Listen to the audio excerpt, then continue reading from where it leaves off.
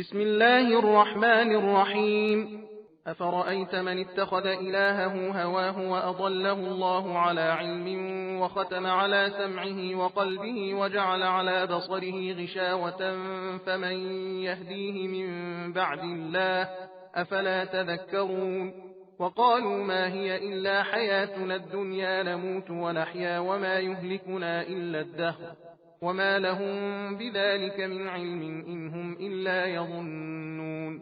وإذا تتلى عليهم آياتنا بينات ما كان حجتهم إلا أن قالوا ائتوا بآبائنا إن كنتم صادقين.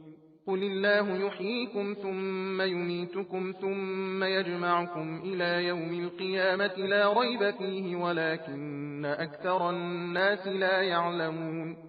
ولله ملك السماوات والأرض ويوم تقوم الساعة يومئذ يخسر المبطلون. وترى كل أمة جاثية كل أمة تدعى إلى كتابها اليوم تجزون ما كنتم تعملون. هذا كتابنا ينطق عليكم بالحق إنا كنا نستنسخ ما كنتم تعملون. فأما الذين آمنوا وعملوا الصالحات فيدخلهم ربهم في رحمته ذلك هو الفوز المبين. وأما الذين كفروا أفلم تكن آياتي تتلى عليكم فاستكبرتم وكنتم قوما مجرمين.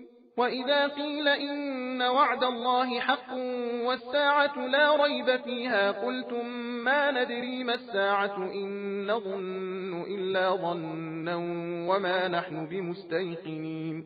وبدا لهم سيئات ما عملوا وحاق بهم ما كانوا به يستهزئون. وقيل اليوم ننساكم كما نسيتم لقاء يومكم هذا ومأواكم النار وما لكم من ناصرين.